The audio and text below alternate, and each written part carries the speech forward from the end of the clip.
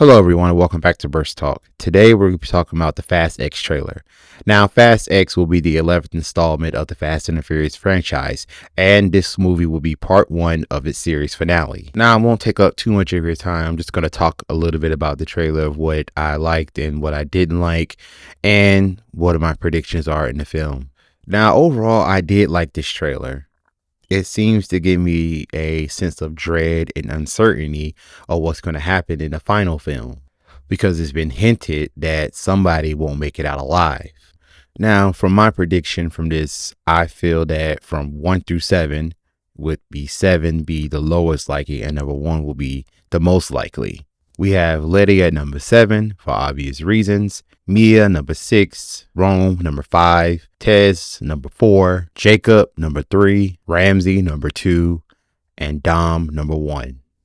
Now there may be another trailer coming out before the movie actually comes out itself, so the ratings may change due to the fact of what I may see in that next trailer. But if there's no next trailer coming out, those were my numbers to stand at.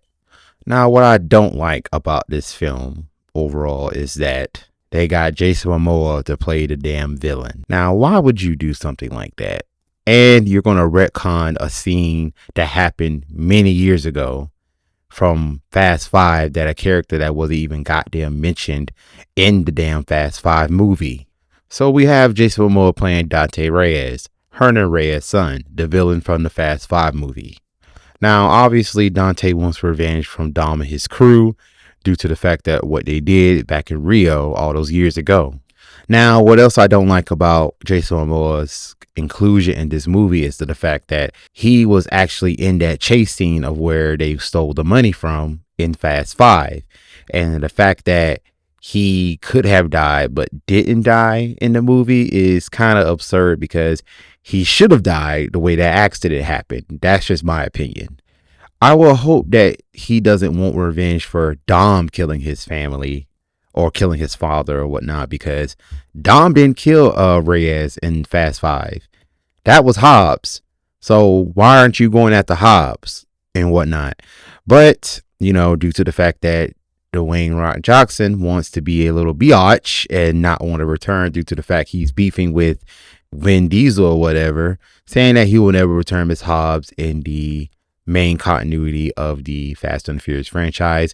But I think he would do another Hobbs and Shaw movie or whatever, saying that he wanted a Logan kind of send off for Hobbs or whatever. But I doubt that movie will ever be made. But that's kind of like a plot hole right there for me. Like, why are you going after him if the main guy who actually killed your father is not even in the movie at all?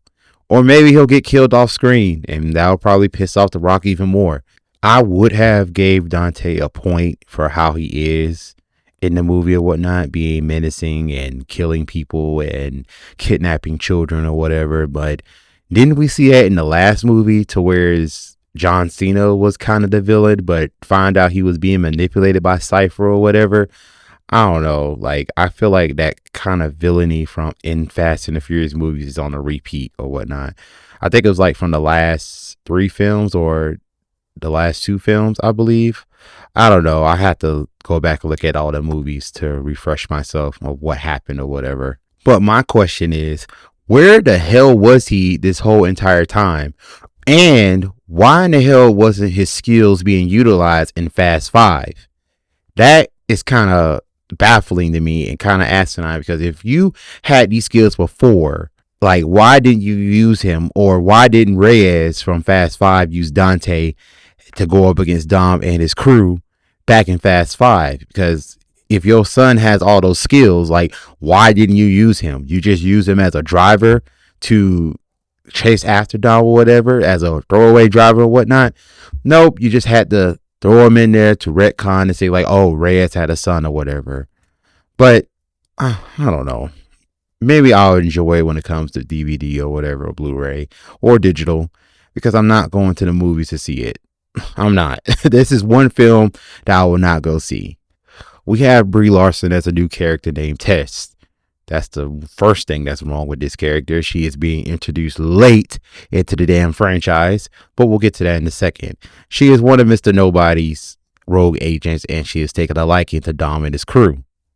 However, online, people are stating that Tess is Brian O'Connor's long lost sister, which is dumb because you did that shit in the last goddamn movie. Why are you doing it in this movie? Oh, just because it's a long lost sister instead of being a long lost brother, due to the fact that in the last movie, Dom had a younger brother that should have been mentioned years ago, unless I fucking missed it or whatnot. But please don't do this. Please just let's be an original throwaway character that's going to die in this movie and just leave it alone. Like, leave Brian O'Connor's legacy alone. You know, rest in peace, Paul Walker. But it's time to retire the character or anything that has anything to do with the character besides his wife and child. The questionable action sequences in this movie are back. You know, it's like every time when Dom gets behind the wheel of a car, he manages to pull off some impossible shit by taking out 2 helicopters at the same time. And he was able to get back on the road with minimum damage and be able to get back control of his damn vehicle. I don't care how much armor is doggone packed into that damn car. That does not work in real life. He would have died 3 times over. I'm sorry. I am real sorry. I didn't mean to take up too much of your time to make a mini rant. This wasn't my intention, but you know, as I kept watching it, the trailer again and again and again, I just couldn't get over the bizarre stuff that was going on and the stupid retcons or whatever. But, you know, I hope this franchise ends and has a proper conclusion in the next year or so. And let's hope that it won't reboot it in the next 5 to 10 years like we won't goddamn notice, because that'll be dumb and it will bomb at the box office and it will kill that universe once again.